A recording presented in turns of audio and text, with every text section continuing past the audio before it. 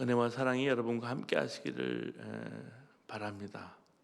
요즘 새해가 되면 부자 되세요, 대박 나시기 바랍니다, 그렇게 인사를 해요. 그러면 아멘 해야 할지 말해야 할지 당황스러운 분도 계실 거예요. 요즘 사람들 사이에 부자 되세요, 대박 나세요 라는 인사말을 한 10여 년 전부터 자주 들었습니다. 저는 이런 노골적인 인사를 20, 30년 전에는 하지 않았습니다. 이제는 사람들이 많이 솔직해진 것 같아요. 여전히 성도들에게는 거부감이 느껴지는 그런 인사입니다. 어떤 분은 너무 세속적이라고 화를 내는 분도 있습니다. 왠지 교인은 그러면 안 된다는 생각 때문에 그런 것 같아요. 근데 부자 된다고 하는 것은 분명히 성경적인 복의 하나입니다. 결코 수준 낮다고 경멸할 것이 아닙니다. 하나님께서 아담 이후로 우리들에게 생육하고 번성하라는 약속을 주셨습니다. 그리고 그 약속에 따라 복을 허락해 주셨습니다. 아브라함에게도 동서남북에 바라보는 모든 땅을 주시겠다고 하셨습니다. 엄청난 부자가 되는 복을 주신 거예요. 성경이 문제 삼는 것은 부자 그 자체가 아닙니다. 돈을 사랑하는 거예요. 디모데전서 6장 10절에 돈을 사랑함이 일만하게 뿌리가 되나니 이것을 사모하는 자들이 미혹을 받아 믿음에서 떠나 많은 근심으로 자기를 찔렀도다라고 말씀해 주고 있습니다. 부자가 되어도 돈을 사랑하지 않으면 아무 문제가 없어요. 돈이 없어도 돈을 사랑하는 사람은 온갖 악에 휘말려 영원한 멸망에 빠지는 것을 우리는 보게 됩니다. 사람은요, 누구나 부자 되기를 원합니다. 부자라고 말할 때 사람에 따라서 그 기준이 근데 달라요.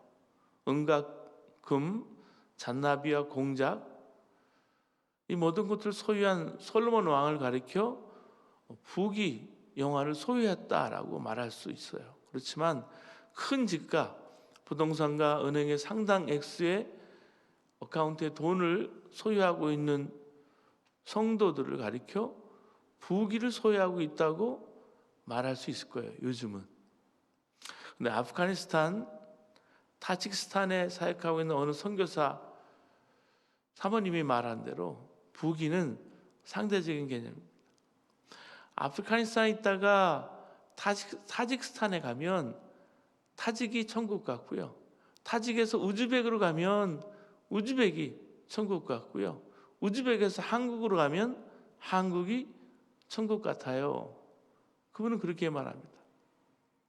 한국에 살면서 먹을 것, 입을 것, 잠잘 것 걱정하지 않고 이곳저곳으로 여행까지 다니며 즐길 수 있는 한국 사람들을 가리켜서 아프간이나 캄보디아나 베트남에 살고 있는 사람들에 비해서 부귀를 누리고 있는 사람이라고도 말할 수 있을 거예요. 왜냐하면 상대적인 개념이기 때문에 그렇습니다. 정말 그렇더라고요. 캄보디아나 베트남에서 사역하는 목사님들이나 사모님들, 선교사님들을 보면은요, 사는 것이 달라요. 우리에게 부자에 대한 부정적인 생각이 있습니다. 강효한 선교사님은 한국 전문인 선교협회 회장님이신데, 이분은 서울 치대를 졸업하고 침례교 신학대학에서 목회학 성사를 마치고 선교사로 10여 년간 중앙아시아에서 사역을 했어요. 이분이 우즈베키스탄에서 사역을 했는데 치과 의사입니다. 그가 의과대학 본과 1학년 때 한 선교 집회에서 선교사로 헌신을 했어요. 그렇지만 치과병원을 개업하고 돈을 벌면서 선교사에 대한 생각을 접어버렸답니다. 근데 어느 날 아침에 큐티를 하는데 본문이 마태복음 19장 23절에서 35절 말씀이었다고 합니다. 약대가 바늘기로 들어가는 것이 부자가 하나님 나라에 들어가는 것보다 쉬우니라 라는 말씀, 이 말씀을 읽고 묵상을 하는데 마음에 질문이 주어지더래요. 낙타가 바늘구멍으로 들어가는 것이 얼마나 어렵겠니? 가만히 생각해 보니까 낙타가 바늘구멍으로 들어가는 것은 어려운 일이 아니었습니다. 불가능한 일이죠. 그때 또 질문이 주어졌습니다. 그렇다면 부자가 천국에 들어가는 것은 얼마나 어려운 일이겠니? 대답할 수밖에 없었답니다. 도무지 불가능한 일입니다. 그때 마지막 질문이 주어졌는데, 그러면 너는 왜 부자가 되기를 원하느냐? 그날 그는 부자가 되기를 포기했답니다. 그동안 그렇게 마음 정리가 안 돼서 고민과 갈등이 많더니 갑자기 모든 게 아주 클리어해지고 분명해진다는 그런 느낌이 있었대요. 그래서 자고 있는 아내를 흔들어 깨웠답니다. 여보, 우리 천국 가자. 했더니 아내는 이 사람이 무슨 소리를 하는가 쳐다보더래요. 여보, 우리 부자 되는 거 포기하고 천국 가자. 했더니 아내도 그래요 하고 따라주었습니다. 그분은 그 뒤로부터 어떻게 하면 부자가 안 될까 하고 생각하면서 병원 의사 생활을 하다가 우즈베키스탄에 단기 선교를 갔다가 그것으로 부름을 주님 부르셨다라는 사실을 깨닫고 의료 선교사로 헌신하게 된 것입니다. 여러분, 그러나 저는 부자가 되는 것을 부정적으로만 볼 것이 아니라고 분명히 믿습니다. 왜냐하면 하나님께서 하나님의 자녀를 부자로 만드시기 때문입니다. 하나님 잘 믿는 가정과 나라는 다 경제적으로 잘 살게 되어 있는 것을 저는 보았어요. 그건 체험이에요. 그리고 복음을 전하는데 하나님께서 부자를 쓰신 일이 많습니다. 자주장사 루디아, 고넬료가 있습니다.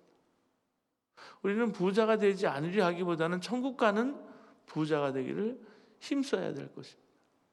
문제는 부자가 아니라 욕심인 거죠. 욕심을 버렸는데도 부자가 되었다면, 하나님 방법대로 했는데 부자가 되었다면 이건 축복받은 일이에요. 좋은 일이죠. 왜냐하면 천국 가는 부자가 되기 때문입니다. 근데 욕심으로 돈을 움켜쥐고 부자가 된 사람은 부자가 돼서 망하는 것을 많이 봤습니다. 그럼 지옥 가는 거예요. 오늘 열왕기상 10장은요, 솔로몬의 명성과 부요함이 어느 정도였는지 말해주고 있습니다. 스바의 여왕은 솔로몬의 명성을 듣고 찾아와서 확인하고 감동해서 솔로몬의 하나님 여호와를 찬양하기까지 했습니다. 오늘 본문 또한 솔로몬 왕국의 부와 명성이 어느 정도였는지를 잘 증거해 주고 있어요. 첫 번째, 솔로몬은 하나님의 축복으로 세상에서 가장 큰 부귀영화를 누린 그 당시의 왕이었습니다. 열왕기상 10장에 기록된 솔로몬이 누린 부귀영화는 불의한 방법으로 획득한 부귀영화가 아니었습니다. 하나님의 축복으로 주어진 그런 부귀영화였어요. 열왕기상 3장 13절에 이런 말씀이 있습니다. 내가 또 너의 구하지 아니한 부와 영광도 내게 주노니 내 평생의 열왕 중에 너와 같은 자가 없을 것이라. 하나님은 솔로몬이 드린 1,000번째 제사를 너무 기쁘게 받으시고 솔로몬이 부귀영화 대신 지혜 주기를 간구한 기도를 너무나 기쁘게 보시고 솔로몬이 구하지도 않은 부귀영화를 그에게 주시겠다고 말씀하셨어요. 옛날 이삭도 마찬가지잖아요. 부귀를 구하지 않았어요. 그렇지만 그의 몸의 제사와 순종과 헌신을 기쁘게 받으시고 하나님께서 그를 100배나 축복해서 거부가 되게 하셨어요. 하나님 그의 마음에 합한 사람들, 그의 마음에 드는 사람들, 그가 사랑하는 자들에게 넘치는 은혜와 축복을 내려주시기를 원하시는 너무나 좋으신 하나님이십니다. 솔로몬은 하나님께 주신 세상에서 가장 큰 부귀영화, 그 축복을 누렸어요. 두 번째 보시면 솔로몬은 부귀영화를 누림으로 죄를 지었어요. 하나님께 주신 부귀영화를 선하게 사용하는 사람도 간혹 있지만 대부분의 사람들은 하나님 주신 부귀영화 때문에 죄를 짓게 됩니다. 이사가는 하나님 주신 많은 재물을 이웃을 위해서 우물 파는 일을, 그 선한 일을 위해 썼어요. 함께 신앙생활하는 분들 중에 하나님께 주시는 재물을 하나님과 교회와 선교를 위해서 저는 쓰는 사람들을 봤어요. 캄보디아 가니까 참 물이 중요합니다. 그래서 건강을 위해서 좋은 식수가 필요해요. 물이 그만큼 귀해요. 우물 파는 사역을 감당하는 것을 볼 수가 있었습니다. 아프리카도 마찬가지예요. 그 우물 파는 사역이 그 지역 사회와 또 어린이들의 건강과 이 커뮤니티를 변하게 하는데 쓰여지기 때문에 이 사역을 이제 선교사님이 연합감리교단 GBGM 선교부와 함께 우물을 하나 둘씩 파가는 것을 보았습니다. 한국에 또 미국에 있는 헌신하는 교회와 또 사람들이 그 우물 하나 둘씩 파는 것을 보았어요. 그리고 어린이 교육이 중요하기 때문에 유치원과 그리고 어린이 도서관을 위해서 헌신하는 사람들도 저는 보았습니다. 근데 대부분의 사람들은 자신에게 주신 그 부를 그렇게 선하게 사용하지 못해요. 여러분, 권력은 본질상 타락할 수밖에 없고요. 재력도 본질상 타락하게 될 수밖에 없는 구조를 저희들은 너무나 잘 압니다. 솔로몬은 하나님이 주신 부귀 영화 그 축복 때문에 세 가지 죄를 지었어요. 첫째는 육체의 정욕을 사용하게 됐습니다. 먹고 마시고 즐기는 일을 사랑하게 되었습니다. 솔로몬이 이방의 많은 여인을 사랑했다 그랬습니다. 솔로몬이 이방의 많은 여인을 사랑하였으니 모압과 암몬과 에돔과 시돈과 헷 여인이라 했습니다. 왕은 후비가 700인이요 빈장이 300인이라. 부귀영화는 사람들로 하여금 육체의 정욕을 추구하게 만들고요, 육체를 사랑하게 만듭니다. 그래서 사도 요한은 육신의 정욕과 안목의 정욕과 이생의 자랑을 사랑하지 말라라고 권면하고 있습니다. 그런데 솔로몬은 육체의 정욕을 너무 많이 사랑했고요, 이방 여인들을 너무 많이 사랑했어요. 둘째, 그 마음을 하나님께 돌이키게 되었다 그랬습니다. 왕이 그 마음을 돌이켰더라 이런 말씀입니다. 왕비들이 그 마음을 돌이켜 왕의 마음이 그 붙인 다윗의 마음과 같지 아니하여 솔로몬이 마음을 돌이켜 이스라엘 하나님 여호와를 떠났으므로, 성도들에게 있어서 가장 큰 은혜와 행복은 그 마음을 하나님께 향하는 것이고요, 그 마음이 하나님께 붙어 있는 거예요. 그 하나님과의 관계성이 포도나무가 가지와 붙어 있듯이, 그래야 많은 열매를 맺기 때문에. 시편 기자는 이렇게 기도했습니다. 내 마음을 주의 증거로 향하게 하시고 탐욕으로 향치 말게 하소서. 내 영혼, 내 마음이 마른 땅같이 주를 사모하나이다. 시편 143편 6절의 말씀이에요. 솔로몬이 전에는 주님을 사모하고 그의 마음이 전적으로 주님께 향했지만 부귀 영화를 누리게 될 때 어느덧 그 마음이 하나님에게부터 멀어지게 되었어요. 그 마음을 하나님으로부터 돌이키게 되었어요. 밭을 사고 소를 사고 집을 살 때 사람들의 마음이 교회에서 멀어지고요, 하나님에게서 멀어지게 됩니다. 이게 성도에게서는 가장 큰 비극이에요. 셋째, 솔로몬은 우상을 쫓게 되었고 악을 행하게 되었습니다. 솔로몬은 그 마음을 하나님에게서 돌이킨 다음에 그 마음을 우상에게로 향하게 했습니다. 그 마음을 돌이켜 다른 신들을 쫓게 하였으니 시돈 사람의 여신 아스다롯을 쫓고 암몬 사람의 가증한 밀검을 쫓음이라. 솔로몬이 여호와 눈앞에서 악을 행하여 그 붙인 다윗이 온전히 쫓음같이 쫓지 아니하고. 솔로몬이요, 그 마음을 하나님께에게서 돌이킨 다음에 하나님 무시하고 우상과 자기를 쫓는 악을 행하게 되었습니다. 하나님 자리에 우상을 갖다 놓고 하나님 자리에 자기 자신을 왕으로 앉혀놨어요. 사람이 부귀 영화를 누리게 될 때 자만해지고 건망져지는 것을 보게 됩니다. 하나님 무시하고 세상과 우상과 자기 자신을 따르고 높이게 돼요. 이거는 목회자도 마찬가지. 소위 목회자로 성공하게 될 때 그 마음을 하나님에서 돌이켜서 권력자들과 재력자들을 향하는 경우도 있어요. 돈 많은 사람을 의지하고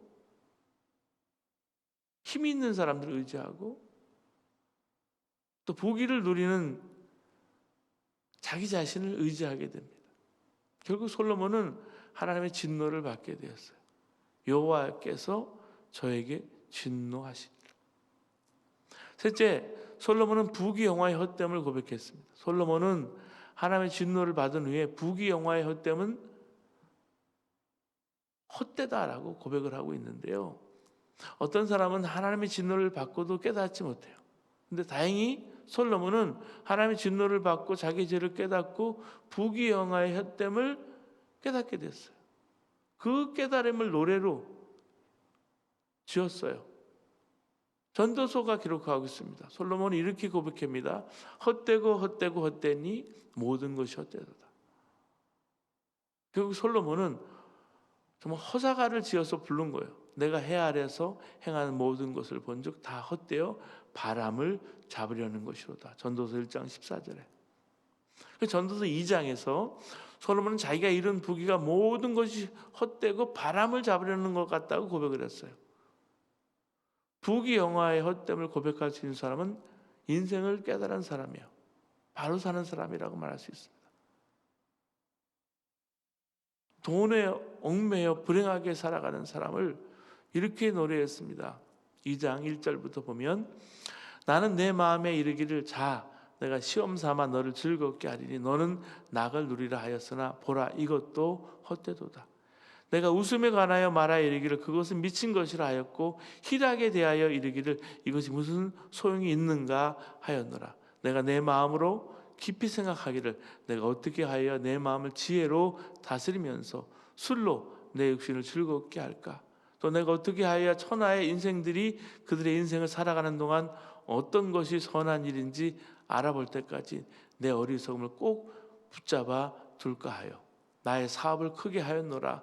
내가 나를 위하여 집들을 짓고 포도원을 일구며 여러 동산과 과원을 만들고 그 가운데서 각종 과목을 심었으며 나를 위하여 수목을 기르는 사람 삼림에게 물을 주기 위하여 못들을 팠으며 남녀노비들을 사기도 하였고 나를 위하여 집에서 종들을 낳기도 하였으며 나보다 먼저 예루살렘에 있던 모든 자들보다도 내가 소와 양떼의 소유를 더 많이 가졌으며 은금과 왕들이 보유한 보배와 여러 지방의 보배를 나를 위하여 쌓고 또 노래하는 남녀들과 인생들이 기뻐하는 첩첩들을 많이 두었노라. 내가 이같이 창성하여 나보다 먼저 예루살렘에 있던 모든 자들보다 더 창성하니 내 지혜도 내게 여전하도다.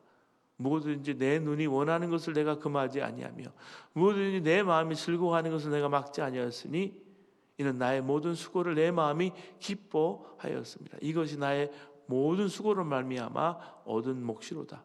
그 후에 내가 생각해 본즉 내 손을 한 모든 일과 내가 수고한 모든 것이 다 헛되어 바람을 잡는 것이며 해 아래 무익한 것이로다.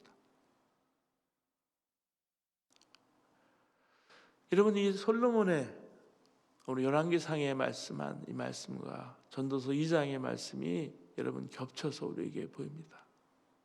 정리해 보면 첫째 하나님은 우리들을 너무 여러분 사랑하기 때문에 우리들이 하나님 마음에 들 때 우리에게 부귀와 축복을 주세요. 공부를 잘하기도 하시고요. 사업이 잘 되기도 하십니다. 재물을 넉넉하게 부어주시기도 하세요. 물론 모든 부귀가 하나님의 축복으로 주어진 것은 아니지만 하나님의 자녀들에게 주어지는 부귀는 하나님의 축복으로 주어지는 것입니다. 둘째, 우리 성도들은 부귀를 탐하거나 부귀를 쌓아두거나 부귀를 자신만의 행복을 위해서 사용하지 말아야 할 것입니다. 누가복음 12장과 16장에 나오는 부자의 경우 결국 그 부귀가 자신을 망하게 하는 위태로운 것이 되었습니다. 반대로 우리 성도들은 하나님 주신 부귀를 하나님의 영광과 이웃의 행복을 위해서 흘려보내야 한다는 말씀이에요. 이삭과 도로가와 고넬료와 누디아의 경우 부귀는 자신들을 기쁘게 하고 하나님의 뜻을 이루게 하는 귀한 것들이 되었습니다. 내 구제가 하나님 앞에 상달하여 기억하신 바가 되었다. 이 천사의 말을 들었을 때 고넬료가 너무 황송하고 기뻤을 거예요. 그 성도들이 이 사회 빈부격차를 줄이고 어떻게 하면 하나님의 뜻 가운데서 한 영혼을 귀하게 여기고 함께 살아야 할 것인지. 여러분, 예루살렘 교회 신앙 공동체가 그런 삶을 지향했고요. 중세 수동 공동체가 그런 삶을 지향했어요. 셋째, 우리도 솔로몬처럼 성 프란체스코처럼 부귀의 헛됨을 고백하는 그런 잠언 전도서 2장처럼 그런 노래를 부르면서 여유있고 자유로운 삶을 살도록 힘써야 할 것입니다. 사도 바울은 먹을 것과 입을 것이 있으면 족한 줄로 알라고 권면했습니다. 자기는 비천에 처할 줄도 알고 배고픔과 궁핍에 처할 줄도 아는 일체의 비결을 배웠다 그랬어요. 미국이 남북전쟁을 치르면서 말할 수 없이 어려울 때 한 농촌의 목사가 달러에다가 In God we trust, 우리는 하나님 믿습니다 라는 말을 인쇄에 넣자고 당시 재무장관인 SP 체이스에게 건의를 했어요. 한 농촌 목사의 In God we trust, 우리가 하나님을 믿습니다, 우리는 하나님 믿습니다, 이걸 건의하니까 국회가 이걸 승인해서 실행이 되었습니다. 지금 미국 달러에 In God we trust라는 말이 들어가 있죠. 그리고 세계의 돈이 되었어요. 모든 게 달러 가치예요. 사랑하는 여러분, 우리가 돈을 버는 일에 있어서 정말 하나님 믿고 순종해야 천국 가는 부자가 됩니다. 하나님이 놓으라 하면 놓아야 돼요. 어떤 목사님이 설렁탕을 식당을 하는 교인 자랑하는 걸 들었습니다. 그 교회는 설렁탕 한 그릇을 만들어도 예수님을 대접하는 마음으로, 예수님께 드려도 부끄러울 것이 없을 만큼 설렁탕을 만들려고 정성을 다한다는 거예요. 한 번은 뼈와 고기를 대는 집에서 실수를 했는지 좀 좋지 못한 재료가 왔습니다. 전화를 했더니 오늘 한 번만 커피 프림을 넣어서 색깔을 내라고 일러주더랍니다. 이렇게 하라고. 그러나 그는 그 국물을 다 버렸답니다. 그날 하루 장사를 하지 않았답니다. 처음에는 사람들이 알아주지 않아서 많이 고생을 했답니다. 6천만 원까지 손해를 봤답니다. 그런데도 우직하게 믿음대로 했더니 이제는 성공해서 손님이 많아져서 큰 돈도 벌었다는 거예요. 우리가 진정 부자가 되려면 뭐든지 마음대로 해보려는 자세를 버려야 한다는 말씀이죠. 욕심을 품으면 하나님 말씀대로 살지 못합니다. 아무리 돈이 많은 부자라고 해도요, 그 돈이 자기인 것인 줄 알고 하나님이 허락하지 않은 것까지 욕심으로 움켜잡으려고 하는 사람의 물질은 하나님으로부터 온 것이 아니라는 것을 알아야 합니다. 그런 돈은 축복이 아니라 화가 될 수 있습니다. 저주예요. 어느 교회 전도사님이 초중고 교사 중에서 어느 해 스승의 날에 교육공로상 수상자가 되었습니다. 교육공로상 수상자로 결정되기 전날 교회 홈페이지에 기도 요청을 했습니다.